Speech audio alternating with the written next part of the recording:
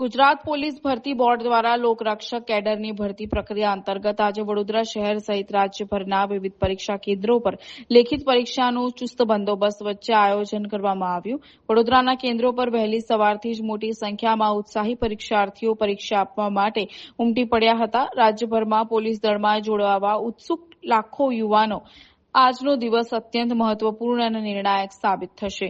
ગૃહ વિભાગ અને ભરતી બોર્ડ દ્વારા આ મેગા પરીક્ષાને શાંતિપૂર્ણ, નિષ્પક્ષ અને પારદર્શક માહોલમાં પૂર્ણ કરવા માટે તમામ કેન્દ્રો પર લોખંડી સુરક્ષા વ્યવસ્થા ગોઠવવામાં આવી છે। પોલીસ ભરતી બોર્ડના સત્તાવાર આંકડા મુજબ લોકરક્ષક કેડરની કુલ 12,733 જગ્યાઓ માટે અગાઉ શારીરિક કસોટી યોજાઈ હતી, જેમાં અંદાજિત 6.36 લાખ ઉમેદવારોએ ભાગ લીધો। આ કડક શારીરિક પરીક્ષામાંથી ઉત્તીર્ણ થઈને આશરે 2.5 લાખથી વધુ ઉમેદવારો આજે લેખિત કસોટીમાં પોતાનું નસીબ અજમાવી રહ્યા છે।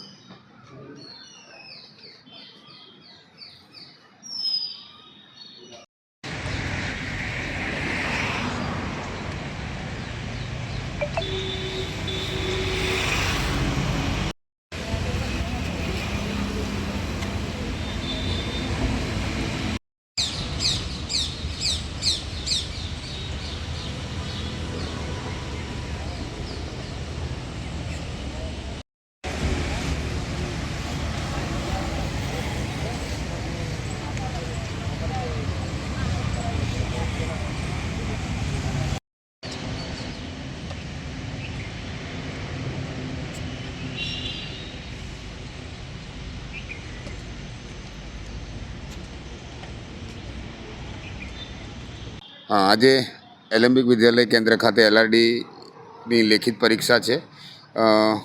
300 ઉમેદવારો અહીંયા ફાળવવામાં આવ્યા છે। એક બ્લોકની અંદર 30 કેન્ડિડેટની બેઠક વ્યવસ્થા કરવામાં આવી છે। કેન્ડિડેટને ગેટમાંથી પ્રવેશ આપતાની સાથે એમનો સામાન મુકાવ્યા બાદ એમનું ફ્રિસ્કિંગ કરવામાં આવે છે।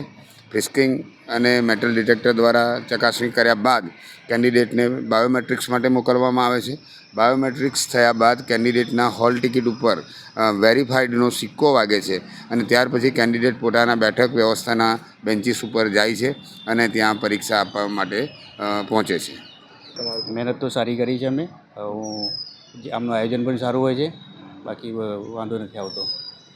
સરકાર દ્વારા દર વર્ષે આ એક્ઝામ લેવાનો છે, ભરતી કરવાનો છે, યુવાનો માટે કેવું રહેશે? યુવાનો માટે તો સારું જ છે, એક રોજગારની તકો ઊભી થાય છે. પરીક્ષા પણ પારદર્શી હોય છે ને, જેથી કરીને લોકોને સાચા માણસને ન્યાય મળે એ માટે. કેવી તૈયારી કરી છે? મેં તો સારી તૈયારી કરી છે. તૈયારી તો 8 મહિનાથી ચાલુ છે. ગઈ સાલ બી ભરતી લેવાઈ હતી, એ રાબેતા મુજબ આ વખતે બી છે અને વેકન્સી બી બહુ સારી છે, એટલે યુવાનો જોડે ચાન્સ છે આ વખતે અને બહુ સારી તક છે એમને નોકરી માટે. સરકારશ્રીના ખૂબ સારા પ્રયાસોથી ભરતી હંમેશાની જ્યાં હવે તો સફર થાય છે. પહેલાં કંઈક ને એવું એમ કે પેપર ફૂટી નહીં કરતા, પણ હમણાંથી સફર જાય છે એટલે બહુ સારું છે. તૈયારી તો જોરદાર કરી છે અને સરકાર દર વર્ષે આવી ભરતીઓ બહાર પાડે જ છે, પણ વહેલી તકે અમારો એવો ઇન્સ્યોરન્સ પાસ હોય કે વહેલી તકે અમે જોઈન થઈ જઈએ સરકારી.